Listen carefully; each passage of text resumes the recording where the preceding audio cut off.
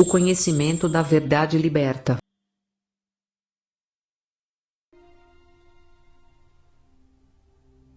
Outro grupo que teve um forte impacto na cultura americana é a Escola de Frankfurt. A Escola de Frankfurt foi uma espécie de posto avançado na América do socialismo europeu. William Weinberg, com mais alguns bolcheviques, fundou a Escola de Frankfurt. Os dois principais membros são Herbert Marcuse e Franz Neumann. Franz Neumann era na verdade um agente soviético.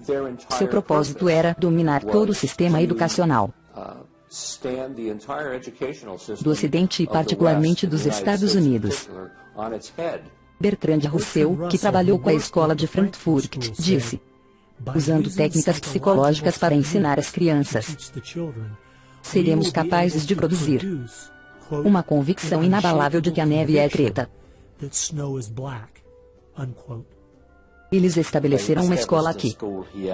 Com a ajuda de John Dewey, ele traz estes alemães para a América em 1933 e despeja-os em Princeton, Berkeley e Brandeis, para ir atrás da educação e mídia. Os objetivos eram o ensino da homossexualidade e sexualidade para as crianças, a promoção do consumo excessivo de álcool e, o maior de todos, a destruição da religião nos Estados Unidos.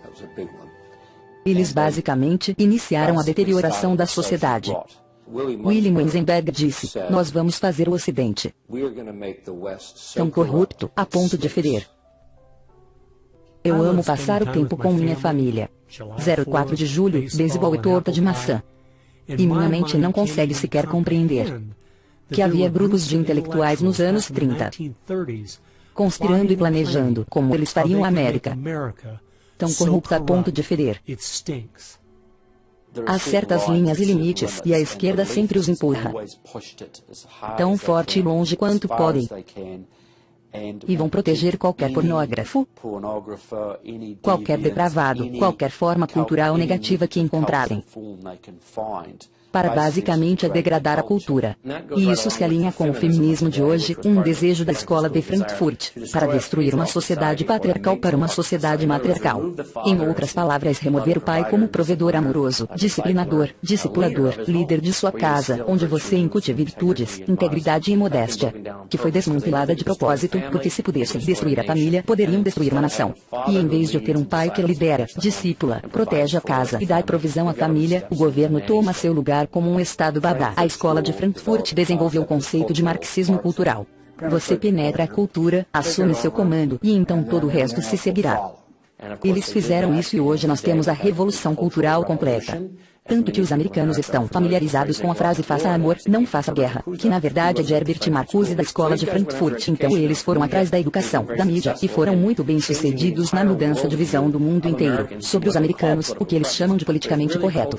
Mas na verdade é o marxismo cultural, com o objetivo de destruir o cristianismo, criar o caos e então seguir para seu objetivo final, do marxismo cultural ao marxismo tradicional, que é o socialismo. A maior parte da estratégia para refazer a América desde dentro começou com Antônio Gramsci, que escreveu mais de 2.000 páginas na década de 30 explicando como derrubar a cultura judaico-cristã desde dentro. O plano que ele sugeriu é o foco principal da esquerda desde então. Antônio Gramsci foi um filósofo neo-marxista. Antônio Gramsci era um comunista italiano. Gramsci é provavelmente o maior causador de problemas no mundo. Ele provavelmente é mais responsável pelos nossos males sociais do que qualquer outra pessoa no planeta. Ele sabia da importância de minar a moral e o caráter de nosso país. Como a América tinha uma forte herança cristã, eles tinham que atacar a cultura, mudar a cultura. Até mesmo inserir pornografia em áreas que as pessoas normalmente não aceitariam. Ele disse: nós vamos destruir o Ocidente, destruindo sua cultura. Vamos nos infiltrar e transformar a sua música, sua arte e sua literatura contra eles próprios. Isso significa penetrar nas universidades, você escreve os livros, os romances, a poesia, a música, a crítica literária. E controlando a cultura, você pode mudar o pensamento das gerações seguintes. Ele diferia de Marx, em vez de, por exemplo, destruir a igreja ou outras instituições básicas. Ele disse para infiltrá-las e usá-las para mudar a cultura. O que Gramsci dizia é que a maneira que o governo e a sociedade se perpetuam é através das igrejas, porque elas estabelecem os padrões e moldam a vida das pessoas. As regras e como as famílias deviam ser estruturadas. Ele não queria uma revolução nas ruas, que seria derrubada pela polícia no dia seguinte. Ele queria mudar a sociedade a longo prazo, para que a revolução acontecesse sem que percebêssemos. Os comunistas têm sido muito eficazes na promoção de sua ideologia em Hollywood e nos meios de comunicação de massa. E eu acho que ele estava certo, foi exatamente o que aconteceu. É o que tem funcionado e está funcionando agora. E é daí que vêm muitas pessoas. E essa é a grande história de sucesso do comunismo nos últimos 50 anos. São os professores, educadores e os jornalistas, que são a tropa de choque de Gramsci do futuro. E um dos principais discípulos de Gramsci, Saul Alinsky, tornou-se um dos mais influentes radicais da década de 60. Saul Alinsky era um radical de destaque na Chicago dos anos 30. Ele trabalhou de perto com o Partido Comunista. Ele costumava treinar com Hitler no campo de tiro com Leon Desprez, que mais tarde foi um mentor de Barack Obama. E eles treinavam tiro porque sabiam que a revolução estava próxima. Mas ela não veio então, eles tiveram que ser um pouco mais sutis. Saul Alinsky foi chamado por um organizador comunitário para criar agitação. Ele disse, você será acusado de ser um agitador, e isso é exatamente o que você é, ponto. Ele queria os pobres e os ricos brigando uns com os outros. Até que um dia eu estava assistindo a um filme antigo sobre a Segunda Guerra Mundial e eu percebi que o que a esquerda tem feito na América é colocar pobres contra ricos, negros contra brancos e jovens contra velhos. É a mesma tática usada por Hitler para desunificar a Alemanha. Veja, eles sabiam que não eram fortes o suficiente para conquistar um país unificado. Então eles separaram a Alemanha em pequenos grupos. Eles usaram o preconceito como arma para paralisar o país. Lembre-se disso quando ouvir esse tipo de conversa. Alguém vai ganhar algo com isso, e não vai ser você. E eles usam o conflito como justificativa por mais governo, para parar o caos. Então, eles criam o caos, e então se apresentam como solução para o caos. E como o Dr. Schaeffer disse, uma vez que este caos vem, a maioria das pessoas vai ceder ao autoritarismo, porque eles não querem o caos. Seu livro era uma espécie de manual de campo para estas organizações ativistas, onde o presidente Obama estudou e ensinou em cursos por 4 anos em Chicago como organizador de comunidades para a ACOB. Como eu estava lendo regras para radicais, para ver de onde Obama vinha, fui dar uma olhada na dedicatória no começo do livro. E vejam o que eu encontrei. E que não esqueçamos, pelo menos um reconhecimento rápido com o primeiro radical conhecido pelo homem, que se rebelou contra o establishment e fez isso de forma tão eficaz, que pelo menos ganhou seu próprio reino, Lúcifer. Saul Alinsky e Antônio Gramsci influenciaram incrivelmente o nosso presidente e nossa sociedade. E ele dedica seu livro abertamente a Lúcifer, Satanás. Acho que isso diz mais sobre onde suas ideias e planos são baseados do que qualquer outra coisa. Você perguntou qual o impacto de Saul Alinsky sobre o movimento de esquerda hoje. Ele, basicamente, o define. Saul Alinsky pegou as melhores ideias de Gramsci e da socialista Fabiana, as combinou, reembalou e vendeu-as aos radicais dos anos 60. Depois de estudar Alinsky, Richard Cloud e sua esposa Frances Fox Piven criaram o que é conhecido hoje como a estratégia Cloud de Piven. A ideia era basicamente para destruir a sociedade, ou destruir o capitalismo. Eles precisavam sobrecarregar o sistema. A ideia era fazer com que todo mundo dependesse do Estado. Fazer com que toda pessoa, de alguma maneira, mamasse as tetas do governo. Isso foi chamado de estratégia de crise. E tornou-se muito conhecido por ativistas e radicais nos anos 60. Eles publicaram um artigo em maio de 1966 da revista Nation, chamado O Peso dos Pobres, em que delinearam sua estratégia. Rapke leu esse artigo e criou o que hoje conhecemos como Acorn. E, claro, Claude Piven estava estudando Saul Alinsky. Então Antônio Gramsci nos dá Saul Alinsky. Saul Alinsky nos dá a estratégia Claude Piven, que diz: vamos colapsar a economia americana através da implementação de direitos para tanta gente que o estado de bem-estar social vai rir. Ele, Rapke, estudou a estratégia Claude Piven. Ele criou a Acorn. E, claro, a Acorn deu-nos Obama. E para mostrar como o mundo é pequeno, Wade Rapke, que criou a Acorn, foi o organizador do projeto de resistência da SDS, grupo criado pelos Fabianos. Eles usaram essa estratégia para expandir a lista de eleitores, para expandir a lista de assistidos pelo Estado, e usarão sempre que puderem, basicamente, só para sobrecarregar o sistema, para aumentar a carga fiscal sobre a classe média, e levar o capitalismo um passo mais próximo da destruição. Eu acho que nós não devemos nos surpreender, que ainda tenhamos fronteiras abertas, que tanta gente seja dependente do governo, e que a esquerda continue promovendo esses programas. Quanto tudo que eles têm feito é isolar as famílias negras americanas, e criado ciclos contínuos de pobreza.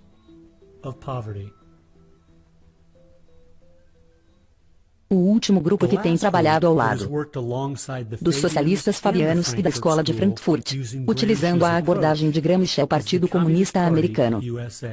Provavelmente, o livro mais importante sobre este assunto é o livro Em Direção à América Soviética, de William Z. Foster. Ele próprio era o chefe do Partido Comunista.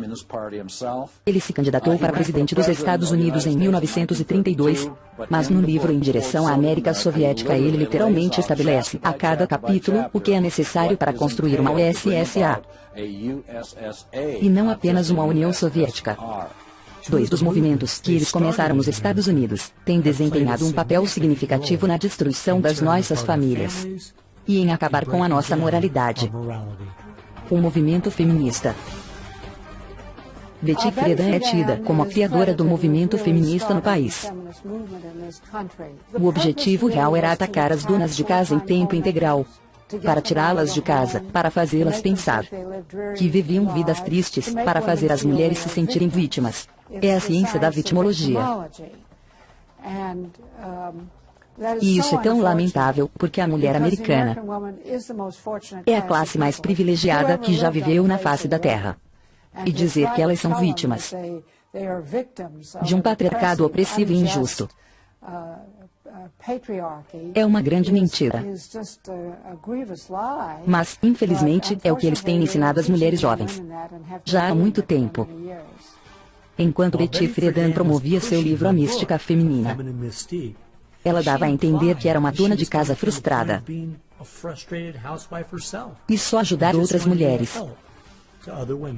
Mas mais tarde, na década de 90, descobriu-se que ela era na verdade uma propagandista radical do Partido Comunista e uma dedicada defensora de Stalin. Então, quando ela havia descrito a família americana como um campo de concentração confortável, não foi por causa de sua experiência em casa. Era porque ela estava apenas fazendo a sua parte para desmantelar as nossas famílias. O movimento homossexual. Eu sou um estudante do comunismo e os comunistas criaram grupos e sociedades diferentes. A sociedade que eles criaram para promover a homossexualidade nos Estados Unidos foi chamada de Sociedade Mattachine, e foi fundada por Henry Rey, um dos principais membros do Partido Comunista. Então, já que eu estava estudando e ensinando a questão do comunismo, bastava seguir pistas e de repente eu notei, o que é essa tal Mattachine? Eu nunca ouvi falar desta Sociedade Mattachine. Era a organização criada por Henry Rey para se infiltrar na cultura dos Estados Unidos, para tornar a homossexualidade normal. Sempre foi um movimento dominado pela esquerda. E todos esses movimentos ismos, você descobre que há um comunista ou socialista por trás de cada um deles. E você sempre encontra os alvos, que é basicamente a unidade da família tradicional. A guerra ainda está contra a família. Se for no Manifesto Comunista de Karl Marx ler com atenção, a guerra é contra o que eles chamam de família burguesa, que era na verdade a família bíblica, pai, mãe e filho. Eles querem infiltrar através do casamento. Eles querem mudar a definição e significado do casamento, porque o caminho para essa utópica engenharia social está bloqueada pelos valores da nossa civilização cristã, que é ensinada através do casamento. E assim a esquerda só tem que destruir a família, porque se há algo que vai impedir que a esquerda realize sua agenda, são famílias nucleares saudáveis e fortes. Então, a partir da Sociedade Socialista Fabiana, a Escola de Frankfurt, Antônio Gramsci, e do Partido Comunista Americano, a partir destes quatro, você vai encontrar conexões para quase todas as pessoas e organizações esquerdistas dos Estados Unidos. A sua influência é inacreditável.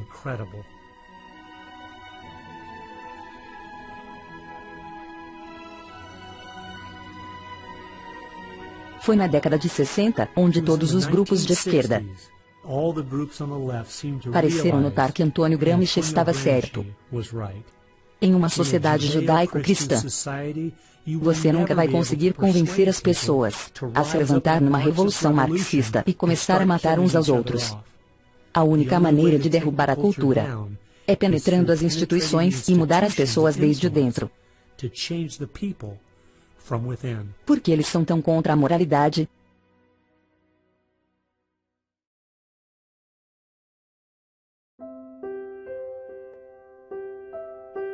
Acho que a maior surpresa que eu tive ao estudar esses quatro grupos foi ver que grande parte da sua agenda era tentar fazer de nós um povo imoral. Os comunistas sabiam já na década de 30. Desde então, e os esquerdistas sabem hoje, que se você quebrar as tradições culturais, as regras básicas de moralidade, então é muito mais fácil de manobrar as pessoas em diferentes direções, que são contrárias ao bem da sociedade. Eles perceberam que tudo faz parte da mesma estrutura. Suas ideologias trabalham juntas para destruir as famílias, para destruir a santidade da vida humana, o valor da vida humana, para destruir a ideia de que há um Deus a quem devemos prestar contas. Eles estão, na verdade, validando a visão de mundo judaico-cristã, pelas coisas que eles atacam, no esforço para destruir a nossa cultura que eles sabem que tem de perseguir as coisas que a cultura judaico-cristã mais honra e valoriza. Moralidade, crença em Deus, fé, importância da família, santidade da vida e do casamento. É incrível que os nossos inimigos tenham visto que a nossa moralidade é a nossa maior força. E ainda assim muitos americanos parecem não viram. Moralidade é ter o caráter de fazer o que se deve fazer, em vez do que você tem a liberdade de fazer. E essa é a única maneira que a liberdade funciona. Não se pode dar liberdade a um povo sem moralidade, ou eles irão se autodestruir. E é isso que vemos acontecer na América hoje. A base de tudo é liberdade e livre iniciativa são simplesmente fruto da árvore da moralidade. Nossos pais fundadores entenderam claramente este princípio.